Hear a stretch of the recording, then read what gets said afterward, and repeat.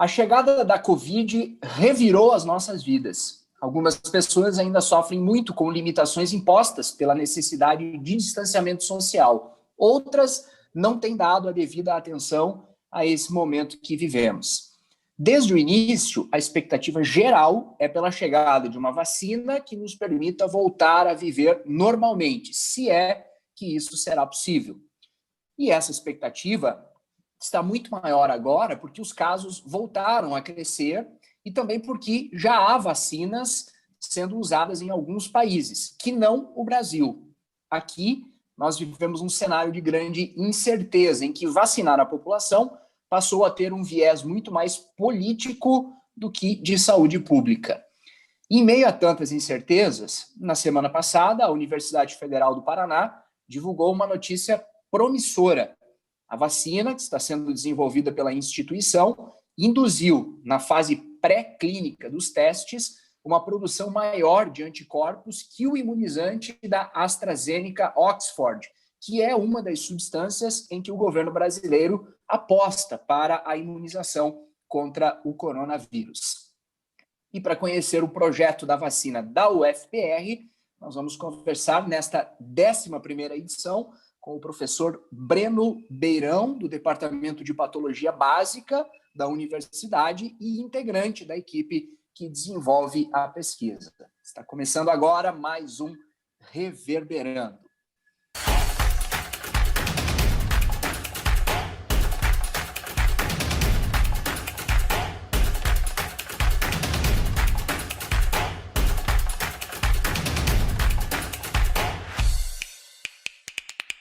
Professor Breno, antes de mais nada, muito obrigado pela disponibilidade de conversar conosco. É uma honra para nós, somos muito gratos pela sua atenção. E já começo aqui fazendo a primeira pergunta. Eu acredito que a maioria das pessoas sabe, mesmo que minimamente, que desenvolver uma vacina é um processo extremamente complexo. Mas com a chegada do coronavírus se criou uma ansiedade para que esse processo fosse acelerado e a tal vacina surgisse de uma vez por todas, o que parece que pode ocorrer, está ocorrendo já em alguns lugares, e pode ocorrer a partir de agora, até com alguma frequência. Então eu pergunto se vocês estão satisfeitos com o que vocês conseguiram nesse projeto de pesquisa até este momento, professor. Tudo bem? Seja bem-vindo. Olá, obrigado por me receber no programa. Prazer estar aqui conversando com vocês. Sim, é um processo complexo. E, ao mesmo tempo, nenhuma das vacinas que a gente está vendo aí sendo testadas, essas que já estão sendo aplicadas no mercado americano, no Reino Unido e tudo mais, nenhuma dessas vacinas nasceu da noite para o dia. Né? Nenhuma delas nasceu com a Covid, na verdade. As tecnologias que as possibilitaram e que permitiram que a gente tivesse vacinas chegando no mercado dentro de um ano, aliás, menos de um ano, né? Pensando que todas elas começaram o desenvolvimento depois de janeiro, quando a gente viu que não ia ficar restrito à China. Todas essas tecnologias já estavam circulando, aliás, estavam circulando há muitos anos. O negócio é que, até então, a gente simplesmente não tinha visto essas tecnologias chegando à saúde humana. Então, eram, às vezes, pesquisas restritas a universidades, às vezes eram tecnologias que já estavam sendo empregadas em animais, mas nunca em seres humanos. E agora, esse ano, é aquela história, né? A necessidade é a mãe da invenção. A gente viu todas essas coisas sendo empurradas para frente. De certo modo, é o mesmo que aconteceu com a nossa tecnologia, né? Chama nossa, essa que a gente está trabalhando dentro da UFPR. Não é propriamente nossa, nós não fomos os primeiros a pensar em algo parecido assim. A tecnologia que a gente está usando, eu vou chamar aqui de nanopartículas. E, bom, a ideia de nanopartículas para terapia humana ou para vacinologia humana já também é algo que data de muitos anos. Mais especificamente, a gente está trabalhando com uma nanopartícula. Então, acho que o nome já diz muito, né? Nanopartícula, é uma partícula muito pequena, e é isso mesmo, é assim como vocês estão pensando, é uma partícula microscópica, aliás, submicroscópica, a gente não consegue vê-la nem num microscópio convencional. Mas, enfim, essas nanopartículas são essas substâncias muito pequenas e que carregam para nós a vacina. No nosso caso, é isso que elas estão fazendo. A gente está usando uma pequena partícula que serve como a gente usa a palavra vetor. Né? Vetor é aquilo que carrega a vacina. Então, essa nanopartícula está vetorizando a nossa vacina.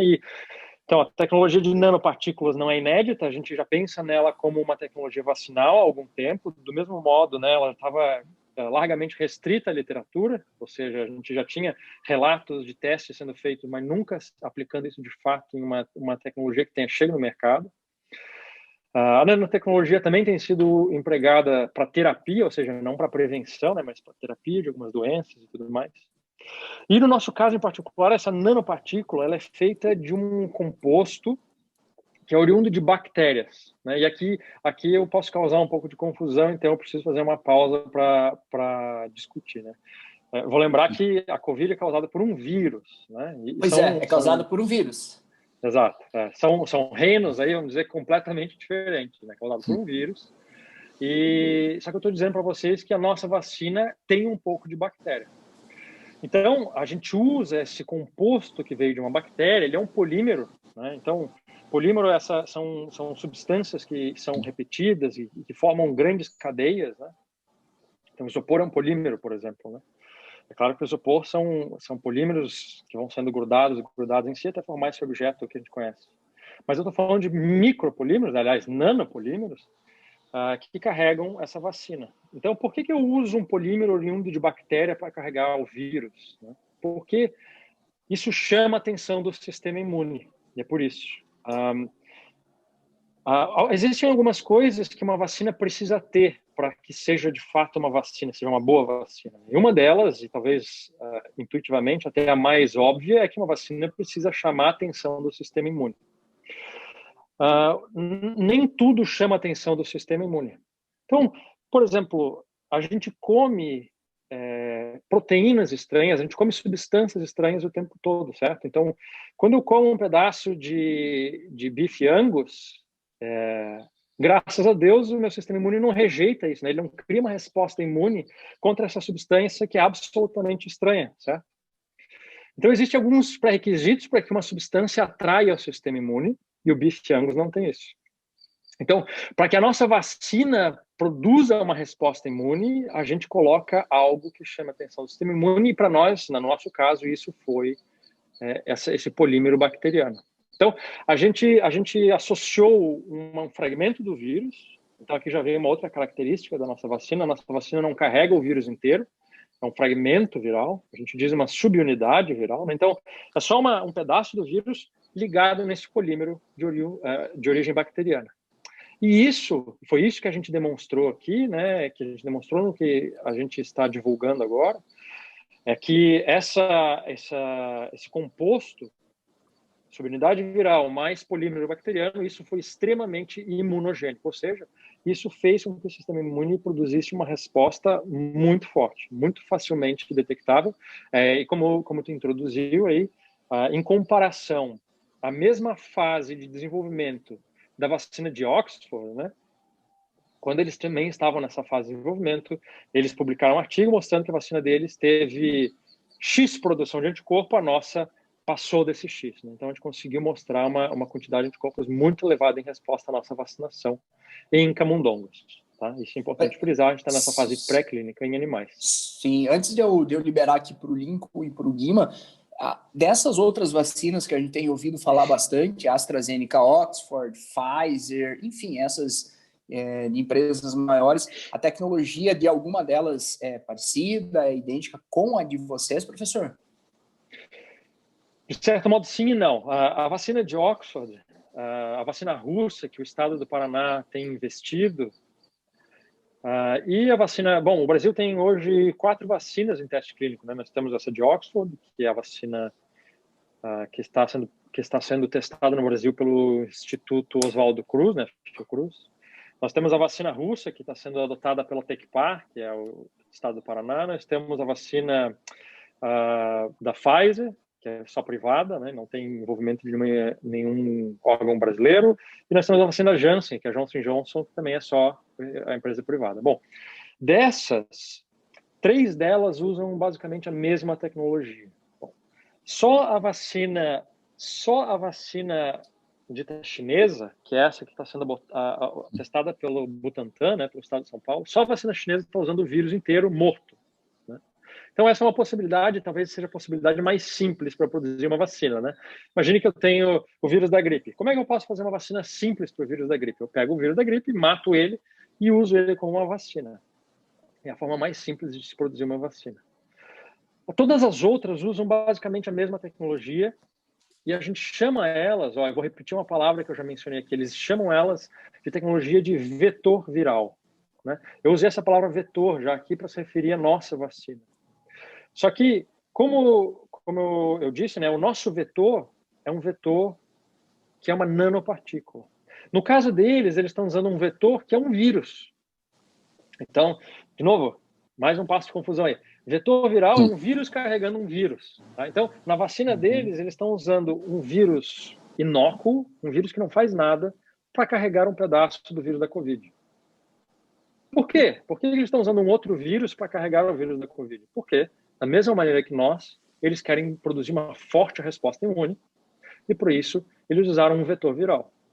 Por que eles não usaram o próprio vírus da Covid, então? Porque o próprio vírus da Covid produz uma resposta imune. Bom, o próprio vírus da Covid induz Covid também, né? Então, não convém criar uma vacina assim. A pergunta foi, qual é a coincidência da nossa vacina com as outras, em termos de tecnologia? A nossa e a deles usam um vetor, né? A deles usa um vetor, que é um vírus carregando o vírus da Covid. Nós usamos uma nanopartícula carregando um fragmento do vírus da Covid. Então, o princípio é o mesmo. Eu estou usando algo para carregar o vírus da Covid com o intuito de criar uma boa resposta imune. Ninguém mais, até o nosso conhecimento, produziu uma vacina que usasse a mesma tecnologia. Nanopartícula, sim, mas não o mesmo tipo de nanopartícula que nós usamos para combater a Covid. Então, de certo modo, a gente está inovando nesse sentido. Nanopartículas, como eu já falei, têm sido testadas como vacinas há muito tempo, né? Mas existem nanopartículas feitas de várias coisas e nós estamos usando essa substância bacteriana. Já vale dizer por que estamos nessa substância bacteriana também, né? Essa substância, como eu falei, o isopor é um polímero, ela foi estudada em primeiro lugar para ser um substituto do plástico, na verdade. O plástico também é um polímero. Então, se queria usar esse polímero como um substituto natural do plástico para evitar o uso do petróleo. Ou seja, ela é uma matéria-prima muito barata, muito fácil de se encontrar, e foi até por isso que nos atraiu para usar esse polímero como um composto que fosse o nosso vetor vacinal, porque ele é barato, né? E a gente já partiu do pressuposto que se a gente foi chamado, né, e de certo modo foi isso que aconteceu, a gente foi chamado aí pelo governo brasileiro para desenvolver uma vacina nacional, a gente partiu do pressuposto que tinha que ser uma vacina barata e que pudesse, de certo modo, competir com outras vacinas que usam tecnologias muito mais custosas que estão por aí. Professor, vontade aí, Lincoln, Guima. Obrigado. Achei que você ia perguntar. Obrigado por ter aceitado o convite. A gente ouve falando, né, nanopartículas, polímeros, associando ao plástico.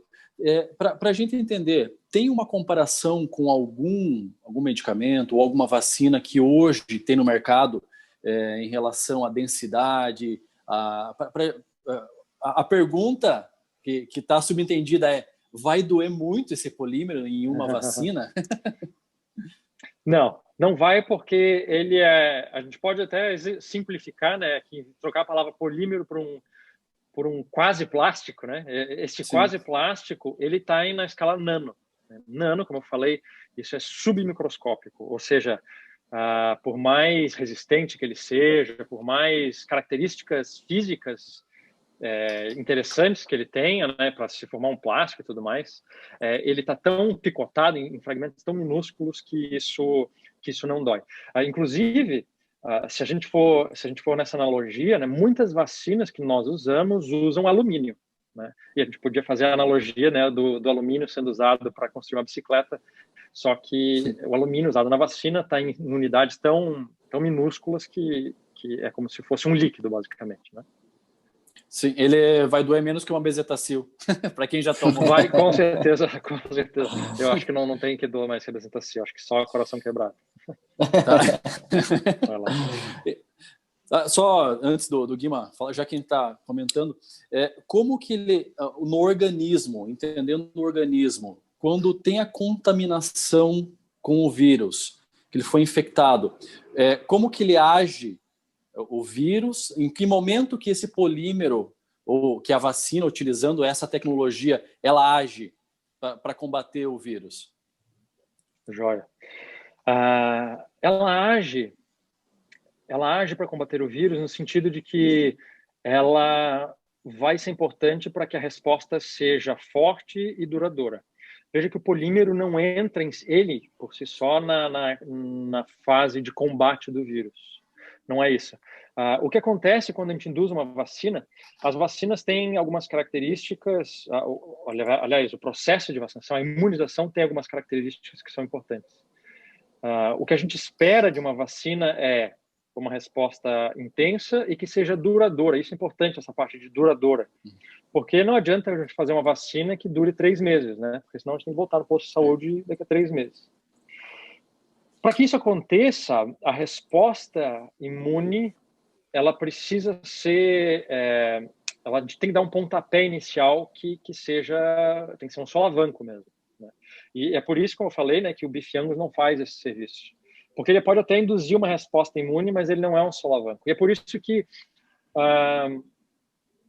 quando a gente tem uma infecção forte, né, vamos pensar no caso do sarampo, por exemplo, a gente pega uma vez na vida, porque o solavanco que o sarampo dá no nosso sistema imune é algo tão forte que isso se torna que a resposta imune contra ele se torna duradoura.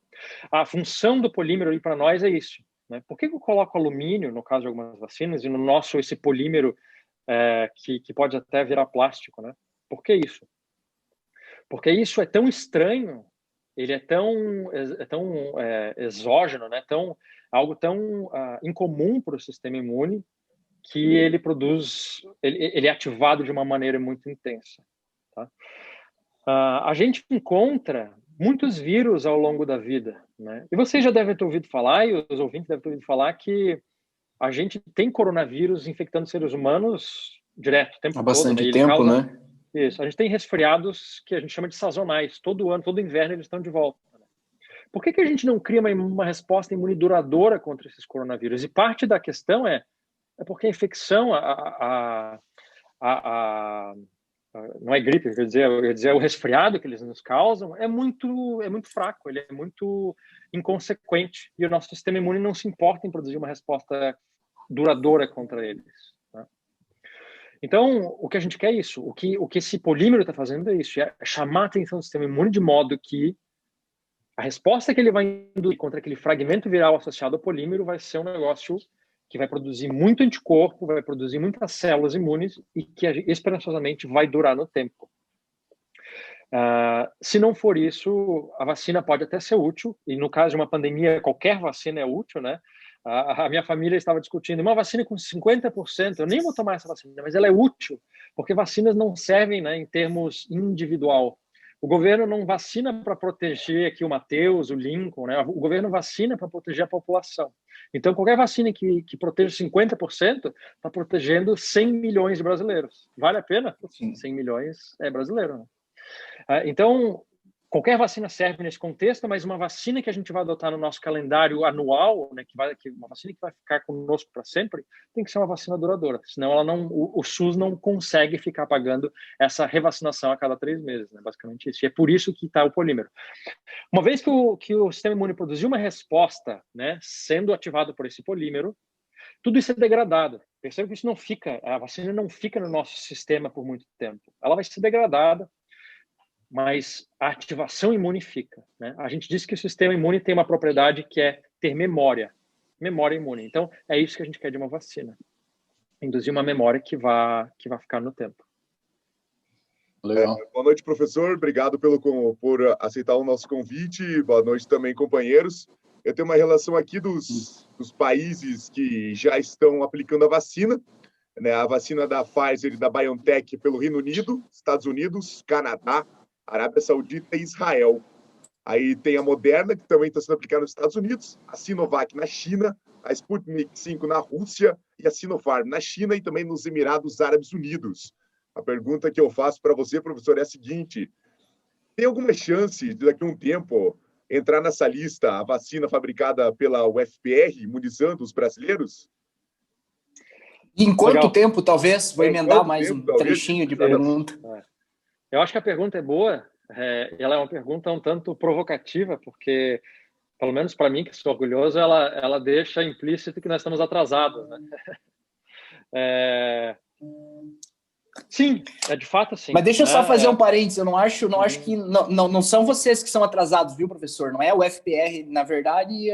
Isso é uma outra discussão, mas é um parênteses que eu quero fazer aqui. Na verdade, eu acho que, em relação ao coronavírus, o Brasil está um pouquinho atrasado. Então, não é uma questão específica da vacina da UFPR, né? É que, de fato, a gente está vendo que há outras coisas acontecendo mais rápido, mas, paralelamente a isso, temos coisas promissoras, como é o caso do projeto de vocês, claro, né? Desculpa interromper, mas eu queria fazer esse parênteses. Não, eu não estou ofendido. Eu acho que a provocação é boa para levantar o assunto sempre, né? Quem estava dormindo assistindo aí já deu uma acordada só porque eu falei na provocação. Mas eu acho que sim, de fato, a vacina pode eventualmente chegar no mercado e ser usada em seres humanos, que foi a pergunta, sim, a resposta é sim. Em primeiro lugar, justamente porque as outras foram desenvolvidas muito rapidamente. É claro que não existe falha nenhuma em ser desenvolvido rapidamente, né? Isso significa que a Pfizer investiu bilhões de dólares nisso e todas as outras, né? Mas existe uma razão pela qual a ciência é lenta também. É que tudo que a gente faz cautelosamente, a gente faz com mais critério. Dito isso, eu já parto para uma ressalva, né? Não entrem em pânico, não significa que as vacinas que estão aí são perigosas ou são ruins, não é essa a questão. É que, inevitavelmente, o que acontece quando a gente lança alguma coisa, quando a gente publica algum dado científico, os cientistas vão em cima, né? Por curiosidade, por interesse, e, inevitavelmente, a gente começa a apontar dificuldades, a gente começa a apontar falhas, né? Essa é a arte da ciência, é progredir em cima do que a gente já produziu. Então, qual é o próximo passo que a gente vai ver aí no mundo agora? A gente vai ver vacinas melhores e piores. A gente vai ver vacinas protegendo mais e menos, e a gente vai começar a tirar conclusões sobre elas. E a gente vai começar a selecionar as melhores vacinas. O mundo não vai ficar usando infinitas tecnologias contra a Covid. Talvez fique com algumas, 10, não sei quantas, mas a gente vai filtrar, né? Vai passar por uma peneira agora. Quais tecnologias são de fato boas? Porque o que a gente fez agora, embora pareça gigantesco, nós estamos testando a vacina em milhares de pessoas. Não é nada perto dos bilhões de pessoas que nós vamos vacinar agora, certo? Então, agora a gente vai escolher as vacinas que são de fato boas e vamos ver se há furos que a gente ainda precisa cumprir. Apesar do resfriado ser uma doença muito branda, né? E de novo, coronavírus causam resfriado em seres humanos, e eu já adianto uma pergunta que vai vir aí. Esse é o destino do SARS-CoV-2 também, é causar resfriado em seres humanos. Apesar de ser uma doença muito branda, a gente já buscou vacinas contra resfriado e nós não tivemos sucesso. E quando eu digo a gente, né, vocês não pensarem, não, mas ali o Breno buscou. Não, empresas como a Pfizer, empresas como a Merck buscaram, e eles não conseguiram vacinas contra resfriado. Não é fácil produzir boas vacinas contra esses vírus por algumas características desses vírus, né, que eu acho que pode ser que a gente discuta um pouquinho mais para frente, mas não é fácil produzir boas vacinas contra esses vírus, é isso que eu quero dizer. O que essas vacinas de antemão vão fazer, aliás, tudo que elas mediram até agora foi evitar doença grave. Tá? Então, evitar que a gente tenha superlotação das UTIs, né? Que é aquilo que a gente está medindo agora. O que essas vacinas não vão fazer é evitar aquilo que eu tenho hoje. Eu, por acaso, testei positivo ontem para a Covid. Essa doença não grave, basicamente, todo o resto, tudo aquilo que não nos leva para o hospital. Essas vacinas, com certeza, não vão fazer isso. Então, existe espaço para outras vacinas. Né? A tua pergunta, a gente tende... O bom é que nesse formato a gente pode ir falando, né? Mas vou relembrar o ouvinte, a pergunta foi, a minha vacina pode chegar no mercado para imunizar seres humanos? A resposta é sim, porque essas vacinas que estão aí não vão fazer tudo, como nenhuma conseguiu fazer tudo até agora. Então, existem espaços para novas tecnologias vacinais sempre. Tá? Pode ser que a minha vacina venha a ser inútil dentro do contexto da Covid? Pode também. Né? A gente, de fato, começou tarde Isso porque o financiamento para a pesquisa só veio depois da Covid se tornar uma doença importante no Brasil, né? Então, de fato, o desenvolvimento iniciou-se tarde. De fato, o recurso para a pesquisa, longe de me reclamar, mas o recurso para a pesquisa é ínfimo perto do que uma indústria farmacêutica tem disponível, né? Então, o próximo passo, inclusive, que a nossa pesquisa precisa seguir é testes clínicos em seres humanos, né? E a Universidade Federal do Paraná, e aliás, qualquer universidade brasileira, não tem a capacidade de fazer essa produção, né? A Anvisa exige que, para que a minha vacina comece a ser inoculada em uma pessoa que seja para um teste clínico, ela tem que ser oriunda de uma indústria de vacinas, né? E a UFPR não é uma indústria de vacinas. Então, para minha vacina avançar para um teste clínico em seres humanos, eu preciso que uma indústria de vacinas adote a tecnologia. Que uma indústria de vacinas comece a produzir um lote piloto da minha vacina, né, da vacina do UFPR, e comece a testar isso em seres humanos. Então, pode demorar, né? A resposta simples é essa: pode demorar, e pode demorar para sempre, se ninguém se interessar por essa tecnologia. Uma das razões pela qual a gente se engaja em divulgação científica é porque a gente quer ver a nossa tecnologia sendo adotada por alguma empresa, né? E eu tenho esperança que alguém vá ouvir esse nosso podcast aqui e vai entrar em contato para a gente fazer a tecnologia avançar cada vez mais rápido. Claro. Rapidamente, professor, perdão, Guima, pode perguntar. Só um adendo. Então, professor, o coronavírus veio para ficar. Isso é uma coisa simples e objetiva. Não vai ter, o pessoal tinha esperança, a vacina vai vir e vai erradicar o corona. Não, é um vírus que, como a gripe, veio para ficar e a gente vai ter que se proteger dele para sempre. Seria isso? De certo modo, sim. Não existe, são muito raras as situações de erradicação viral. Nós conseguimos, para ter uma ideia, nós erradicamos da face da Terra hoje 2 doenças. Uma de seres humanos, a varíola, e outra veterinária, a peste bovina. Ambas foram erradicadas com vacinação, mas não foi por falta de tentativa da gente erradicar outras. A gente não conseguiu, né? Nós temos outras na lista aí que talvez entrem, né? O sarampo, a polio, mas por quê? Porque as vacinas, de modo geral, não têm essa capacidade, né? E como eu falei, nesse caso, a gente precisa entender um pouquinho da doença, vamos dizer, da biologia viral, para a gente entender por que isso. Porque essa é uma doença respiratória. E criar uma boa resposta imune contra um vírus que está restrito majoritariamente ao sistema respiratório é difícil. Bom, por que eu tenho alguma certeza de que o SARS-CoV-2 veio para ficar? Porque ele não é o primeiro coronavírus e todos os outros coronavírus que a gente tem notícia vieram para ficar. Pensemos nesses coronavírus que nos causam resfriado sazonal, né, todo inverno. O último que foi introduzido na raça humana, tá? Eu vou pular os outros 2 que causaram endemias ali, a primeira SARS-CoV, né? Aquela que circulou no Oriente Médio, isso ali foi mais ou menos em 2003. Eu vou pular essas 2 porque foram casos pontuais que não espalharam pela humanidade. Mas o último coronavírus que se espalhou pela humanidade entrou no ser humano no século XIX. Tá? E pela sequência viral, a gente sabe que ele veio de bovinos. Então, veio de vacas. A gente não tem registro. Primeiro que a gente não tem registro na humanidade, né, na história, de ter havido uma pandemia de coronavírus no século XIX. Claro, a gente não conhecia muito sobre vírus, mas não é nem isso. A gente não tem notícia de uma pandemia respiratória no século XIX. Primeiro, por que a gente não tem esse registro? É importante a gente notar como a gente está num momento muito único na história. A gente não tem esse registro porque no século XIX a tuberculose matava 20% da população. Uma pandemia de coronavírus no século XIX era coceira, não fazia nada naquele povo, né? Aliás, matava 1% a mais da população. Não fazia nada dentro do contexto que as pessoas estavam vivendo nadando no esgoto, né? Bom, o que aconteceu com aquele coronavírus? Aquele coronavírus virou um coronavírus endêmico. Toda a população pegou ele. Houve, com certeza, uma pandemia de coronavírus no século XIX. Muitas pessoas, provavelmente algo em torno de 1, 2, 3% da população morreu de coronavírus naquela época. E o coronavírus imunizou a população, né? Aquela história da imunidade de rebanho. Estava todo mundo já infectado. Quem morreu, morreu. Quem não morreu ficou resistente ao vírus. Bom, a população inteira está resistente, mas um grupo populacional não fica resistente sempre, óbvio.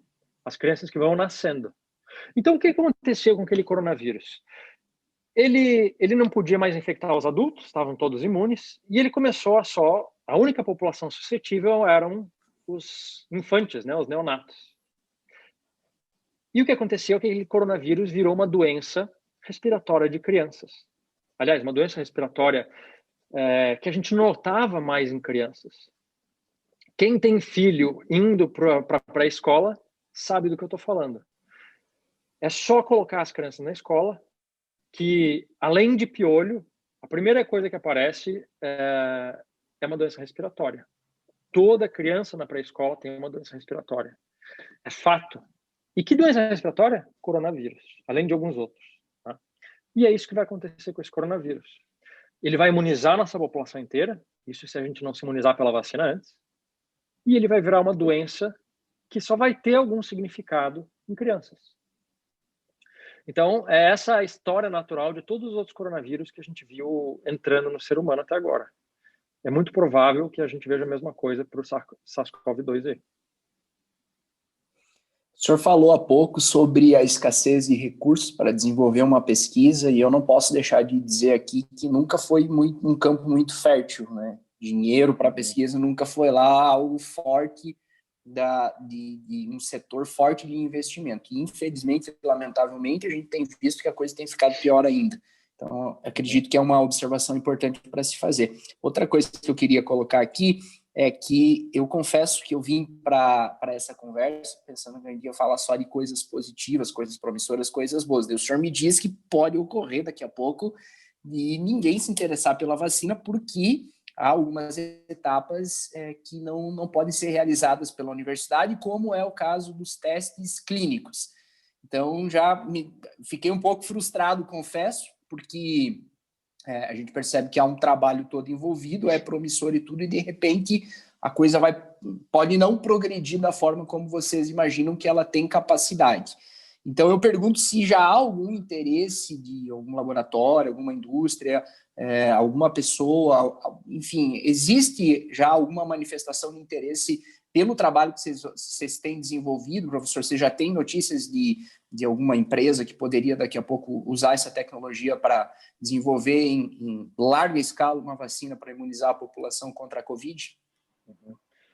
Nós temos conversado, a gente tem feito a nossa parte, e olha, o Lincoln tem ali atrás uma Nossa Senhora, então eu vou apelar para a fé, não vamos perder a fé, porque a gente está fazendo o trabalho de divulgação. Os primeiros órgãos que a gente buscou foram os órgãos públicos, porque seria muito fácil a gente introduzir a tecnologia dentro do órgão público, né, por ser da universidade, que é pública, para um órgão público. O fato é que os nossos órgãos públicos, como vocês já sabem, estão comprometidos com outras vacinas, né? E excelente, né? Acho que não tenho nada contra isso. E estamos agora em conversas, indo atrás de mais parceiros que a gente possa conversar dentro da indústria. Por que ainda vale a pena reter a fé? Eu não vou nem me ater ao Covid apenas, porque realmente eu vou dizer sinceramente qual é o fluxo da pesquisa normal no Brasil. Isso é uma moeda que a gente joga para cima. Eu não sei o que vai acontecer daqui para frente. Mas o que realmente importa, eu acho que quem faz pesquisa precisa se segurar a isso, porque senão a gente não continua, que é a tecnologia que a gente está desenvolvendo aqui, ela não é válida apenas para a Covid. Tá? Essa tecnologia de nanopartículas, a estratégia de atrair o sistema imune, os resultados que a gente está discutindo aqui hoje, que a gente obteve para a Covid, muito provavelmente vão ser replicáveis para outras doenças. A gente tem muitas doenças, né? Eu estou falando aqui do sul do Brasil, né? Eu trabalho no Paraná. Tem muitas doenças que, por exemplo, afligem o estado do Paraná todo ano e afligem o Brasil inteiro todo ano. A dengue, por exemplo. E nenhum de nós foi imunizados contra a dengue. Né? Nós temos a leishmania, que afeta pouco o sul do Brasil, mas está avançando para o sul do Brasil. Nós temos chagas, nós temos malária. Não nos falta doença, né? Infelizmente, não nos falta doença sobre as quais a gente pode aplicar essa mesma tecnologia. Tá? Então, por esse lado, nada se perde, né? Nada se perde. Então, se a gente falhar em fazer essa vacina chegar no mercado, e eu acho que a gente, como pesquisador, como universidade, a gente tem que ser ambicioso, né? Eu vejo que se a gente não conseguir levar essa vacina para frente, de certo modo é uma falha, eu quero de fato que ela chegue, né? Não imagine que a gente está acomodado esperando as coisas acontecerem. Mas se a gente falhar aí, a gente tem as portas abertas para as próximas vacinas. E tem uma coisa, como eu falei, por que a Pfizer foi tão rápida? Por que a Johnson Johnson? Por que todo mundo foi tão rápido e a gente não foi? Porque eles já tinham uma tecnologia na manga e a gente não tinha essa tecnologia na manga ainda. Então essa tecnologia vai ficar na nossa manga, caso ela não vire um produto agora. Quando a Covid apareceu, né, eles simplesmente adaptaram essa plataforma que eles já tinham, né, no caso, por exemplo, um vetor viral, eles adaptaram essa plataforma de vetor viral para virar uma vacina da noite para o dia. E daí é por isso que eles conseguiram tão rapidamente chegar com a tecnologia no mercado. Não importa o que acontecer agora para a Covid, a tecnologia fica na nossa manga. Fica na nossa manga para doenças que não precisa esperar uma nova pandemia, né? Nós já estamos sofrendo endemias anuais no Brasil que afetam e mutilam as pessoas e reduzem produtividade e trazem muita dor para muita gente no Brasil todos os anos. E são as doenças, inclusive, as quais talvez a gente devesse ter prestado atenção antes. A gente chama essas doenças, todas essas que eu listei aqui, dentro do mundo científico, o nome dessas doenças são doenças negligenciadas. Por que se chama assim? Porque ninguém presta atenção nelas, porque ninguém investe nelas. Então, a gente tem uma tecnologia para investir contra doenças negligenciadas, né? E se a gente puder fazer isso, esse desenvolvimento, que pode parecer uma falha, já foi um sucesso, né? Já foi um sucesso. E essa tecnologia, hoje, da nanopartícula, quem detém ela hoje, não sei se tem isso, deter o direito da tecnologia hoje, é a Federal do Paraná? A Universidade Federal do Paraná está submetendo patentes ao redor dessa tecnologia, tá? Como eu falei, nanopartículas existem muitas, né? Então, a patente vai acabar sendo uma coisa mais restrita. Então, esta nanopartícula de bactérias, né, com este formato, etc. É assim que são as patentes. Sinceramente, mas assim, a universidade, é claro, tem interesse em proteção, porque a universidade significa que a universidade ganharia royalties com isso, né? E seria muito válida, porque a universidade precisa desse recurso, precisa mesmo. Mas, antes de mais nada, é interesse sempre da universidade resolver o problema, né? E se preciso for, a universidade abre mão até de concentrar a tecnologia para que a gente tenha soluções, né? E por isso que nos interessa tecnologias baratas, tecnologias que às vezes já estão publicadas, né? E toda tecnologia que está publicada, ela não é patenteável mais. A gente diz que essa tecnologia já é de conhecimento comum, né? Então, a universidade interessa mesmo essas tecnologias. Não chega a ser o caso da nossa tecnologia é patenteável, ela está em processo de patenteamento pela universidade, né? Esse é um processo também extremamente longo no Brasil, infelizmente, mas que, de novo, para nós interessa a solução, né? O problema é que se a solução for pública, às vezes também não interessa a indústria, né? Não interessa, porque a indústria quer ganhar dinheiro e naturalmente tem que ganhar dinheiro, senão não gira as coisas, né? Mas então é uma dualidade. Mas enfim, estamos patenteando. Acho que era essa a resposta, né? A qual ainda tem outras considerações. Uhum. Em relação às vacinas que estão no mercado hoje. Perdão. Não, só aproveitando claro, ali provável, como você mesmo falou, isso aí provavelmente indícios de que já são tecnologias antigas que estavam na manga, né? Então já foram testadas, retestadas, enfim. Uma pergunta, fique à vontade. Você tomaria qualquer uma dessas que estão no Brasil hoje? Aposto que nós três pensamos e faríamos. A dúvida era quem faria primeiro a pergunta, né? Boa. A questão é que no Brasil essa pergunta ela não se refere à saúde pública, né? Ela se refere à política. Exatamente, como a gente mencionou na abertura, né, professor? Virou muito mais uma discussão política do que propriamente de saúde pública, infelizmente. Exatamente. Eu tomaria qualquer uma delas, com certeza. Todas as tecnologias são seguras, né? Eu conheço a base, né? Talvez algumas dessas tecnologias tenham ali uma pequena modificação, né? Eles fazem, às vezes, essas modificações até para conseguir patentear essa tecnologia, porque a tecnologia já é de domínio público. Então, eles fazem uma pequena modificação para conseguir patentear aquilo ali, mas todas elas são muito conhecidas para quem trabalha com vacinologia há muito tempo. Não existem riscos em nenhuma delas, seja ela chinesa, inglesa, alemã, o que for, né? São tecnologias muito básicas, não há erro. Eu tomaria qualquer uma delas e, esperançosamente, a gente tem à disposição todas elas para poder escolher a melhor delas, né? Legal. Eu tomaria uma em cada braço, se deixasse. Tá todo mundo querendo se livrar do tal coronavírus. Exatamente. Tudo que permita voltar para o bar. Não pensar dessa forma. Isso aí. O professor, tem se falado aí ultimamente sobre uma mutação do vírus na Europa. Com que preocupação vocês recebem essas informações que têm chegado para nós aí quase que diariamente? É isso aí. Claro, olhando do ponto de vista da pesquisa, né? A gente está acostumado com esse tipo de vírus. Vide influenza. Influenza é o que causa gripe. Tá?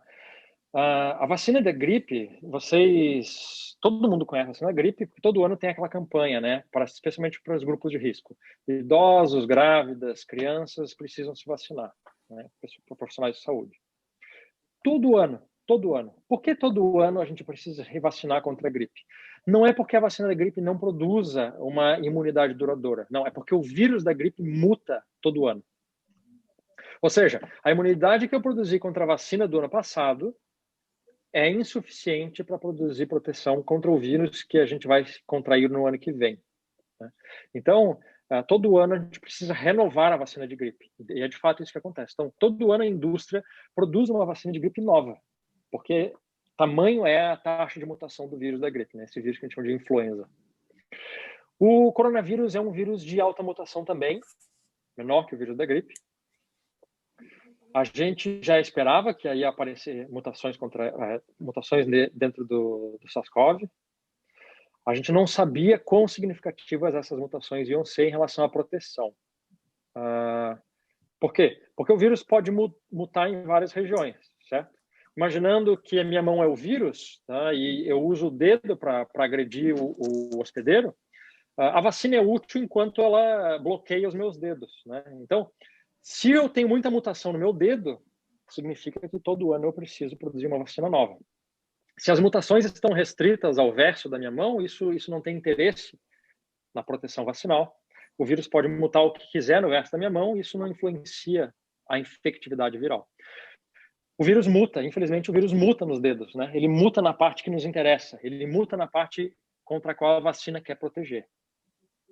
Vamos precisar fazer vacinas anuais contra a Covid? Não sabemos ainda, né? A gente não teve um ano de Covid ainda. Aliás, vai fechar um ano de Covid agora em dezembro. Está fechando o ano de Covid agora em novembro e dezembro. Então, é algo que a gente ainda vai aprender, tá? É possível que haja mutações que fujam da proteção vacinal? É possível.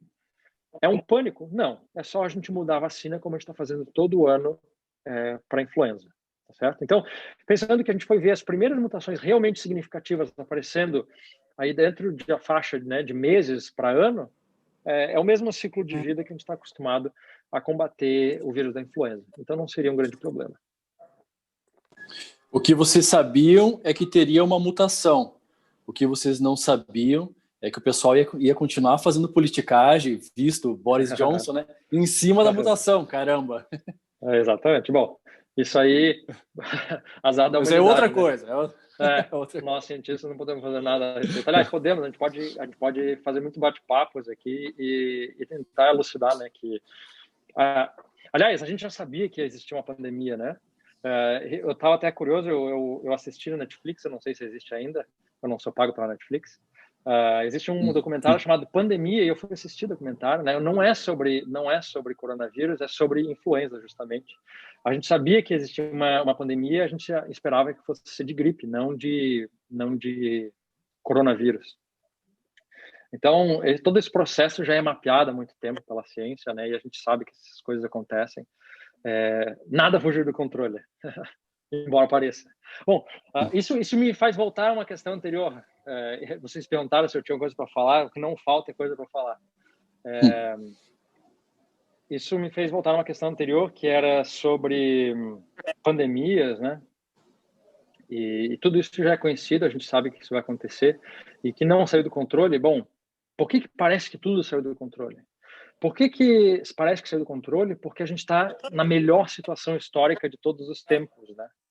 Numa época em que um vírus com mortalidade de 1% é algo que faz tudo isso, né? O que é atípico, na verdade, na história da humanidade não é a pandemia. Eu falei que muito provavelmente essa pandemia aconteceu no século XIX, mas ela aconteceu numa época em que a tuberculose matava muito mais. O que é atípico foram todas as medidas de controle que a gente tomou, foi a pesquisa assim voando para uma vacina. Isso é atípico. Então, na verdade, quando a gente vê esse isolamento, quando a gente vê os cuidados de manter as pessoas idosas em casa, pesquisa para vacina, tudo isso, isso não devia ser fonte de pânico, porque isso, na verdade, é a única coisa inédita em tudo que a gente está vivendo. O que é inédito foram as medidas drásticas que a gente tomou para conter e salvar a população. A pandemia, ela é histórica e ela acontece frequentemente, né? O que a gente nunca tinha feito era todas essas medidas para evitar a morte das pessoas. Professor, rapidamente, o senhor mencionou lá no começo que vocês foram procurados pelo governo brasileiro. Como é que exatamente isso se deu e a partir de que momento ou há quanto tempo já vocês estão trabalhando nessa pesquisa? Não chega a ser tão glamouroso assim, né? Eu já imaginei o James Bond na praia sendo procurado pela rainha, né, para uma última missão. Não chega a ser algo assim. O governo abre editais de pesquisa, né? E por ocasião da Covid, muitos editais de pesquisa foram lançados. O que é um edital? É uma oportunidade que o governo abre para dar dinheiro para grupos de pesquisa, né? Então, como tu mesmo mencionou, a gente vinha de 2019, que foi um dos anos mais secos de recursos para pesquisa no Brasil, e de repente apareceu 2020 e muitas oportunidades de recursos vindas do governo vieram por causa da Covid e, naturalmente, porque o governo queria investir em soluções nacionais e soluções que fossem rápidas e assim por diante. Então, os grupos de pesquisa do Brasil inteiro enviam para o governo suas propostas, né? E a nossa foi uma das várias propostas que foi aceita pelo governo para ser financiada. Então, foi a partir daí que o nosso projeto de pesquisa foi iniciado, né? Então, o nosso grupo aqui na UFPR já trabalhava com esse polímero, mas, de novo, não com finalidades de vacinação, mas mais sobre as características bioquímicas e biofísicas desse material do que em relação à sua imunogenicidade. Então, basicamente, o que o grupo fez foi reverter, né, foi pegar aquele expertise que já tinha nesse produto, nesse polímero, e começou a trabalhar nele em relação ao seu potencial vacinal. Então, isso aconteceu, eu já não me lembro exatamente, mas aconteceu ali quando a pandemia estava, né, quando a gente estava no auge do isolamento no Brasil, ali em torno de abril, maio. Okay. Na questão do... Só perguntar, que eu estava vendo, a vacina ela está em testes pré-clínicos. Qual que é a diferença do pré-clínico para o clínico? Isso. O pré-clínico é em animais. Tá? Animais e testes laboratoriais que não envolvem nem animais, às vezes apenas células. Os testes clínicos são esses que a gente está cansado de ver aí, fase 1, 2 e 3. Né? São todos fases que acontecem em seres humanos. Então, os nossos testes pré-clínicos estão nos dando informações sobre a capacidade imunogênica, sobre alguma coisa de segurança, né? Então, a gente sabe que os nossos camundongos não morreram por causa da vacina, a gente sabe que eles não tiveram muita dor por causa da vacina, a gente consegue identificar dor em camundongos, a gente sabe que a vacina não produziu lesões óbvias nos camundongos e assim por diante, tá? Então, existem vários indícios de que a nossa vacina é promissora de uma maneira pré-clínica, antes da gente ter feito essa avaliação em seres humanos. Em relação, só mais uma aí, em relação ao teste nos camundongos, em camundongos, e qual que é a porcentagem de comparação... Anticorpos? Para ela ser válida, proporcional ao ser humano. É o equivalente Entendi. a... Era isso. Tá me vendo ainda? Desculpa, precisei mexer aqui. Meu celular tá morrendo. Não, tá. Então, sejamos breves. Eu baixei a luz aqui. Então, em relação ao teste nos camundongos, essa porcentagem equivale a quanto em um resultado em um ser humano? Uhum.